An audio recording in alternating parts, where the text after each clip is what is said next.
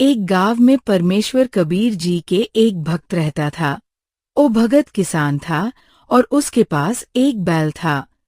उसी गांव में एक चोर चोरी करता था।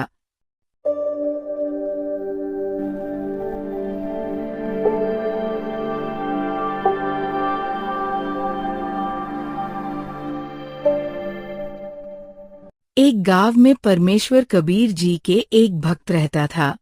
वो भगत किसान था और उसके पास एक बैल था। उसी गांव में एक चोर चोरी करता था। एक दिन वो चोर चोरी करने निकला तो रास्ते में ओही भगत का घर देखा। घर के बाहर एक बैल बंधा था। चोर ने उस बैल को चुरा कर ले गया और बेचकर खा पीकर पैसा खत्म कर लिया। कुछ समय बाद वो चोर फिर चोरी करने निकला तो रास्ते में फिर से उसी भगत का घर पड़ गया। उसने क्या देखा कि 2 बैल बंधा था। ये देखकर वो खुश हुआ और दोनों बैलों चुराकर भाग लिया और बैलों को बेचकर खा पीकर खर्च कर लिया।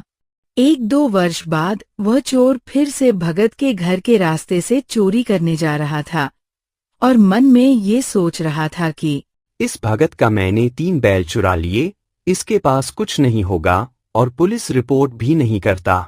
चलो थोड़ा देखते हैं कि ये भगत क्या कर रहा है और किस हाल में है। ये सोचकर भगत के घर की तरफ देखा तो 4 बैल बंधा था। ये देखकर बहुत अचंभित हुआ और वो चोरी करने की बात भूल गए। उसने सोचा कि चलो इस आदमी से पूछता हूँ कि इसके पास ऐसा क्या जादू है। पास जाकर भगत को उठाने लगा। ओ भगत जी, जरा उठना जी। कौन है जी? और मुझे सोने दो, दिन भर काम किया हो, बहुत थका हूं। मैं चोर हूँ और मेरे से चोरी नहीं हो रहा, इसलिए जगा रहा हूँ। आपके पास ऐसा क्या जादू है? मैंने आपका 3 बैल चुरा कर ले गया और बेचकर खा पीकर खत्म कर लिया और मेरा तो नाश हो रखा है। घर में सब बीमार हैं और आपके पास 4 बैल कैसे हो गया? यह बात मेरे को समझ नहीं आ रही। अच्छा, तो ये बात है। अब सुनो, चोरी करके कोई सुखी नहीं हो सकता और न धनवान। अच्छा कर्म और मेहनत करोगे तो भगवान अपने आप देगा।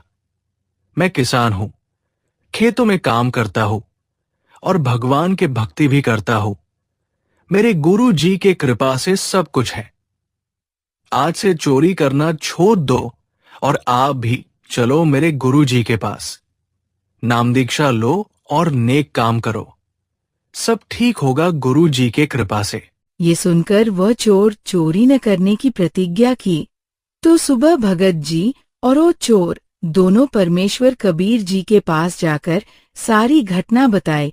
तो परमेश्वर कबीर जी ने कहा, ठीक है बेटा, आज से चोरी करना छोड़ दो, नाम दीक्षा लो और भक्ति करो। परमात्मा अनजाने में किए सब पाप नाश कर देगा और सुख देगा। ये सुनकर वो चोर ने नाम दीक्षा ली और भक्ति करने की प्रतिज्ञा की। कुछ देर बाद दोनों घर आया। भगत जी ने कहा, मेरा एक और बैल ले जाओ, अच्छा से खेती करो, मेहनत करके जीवन चलाओ।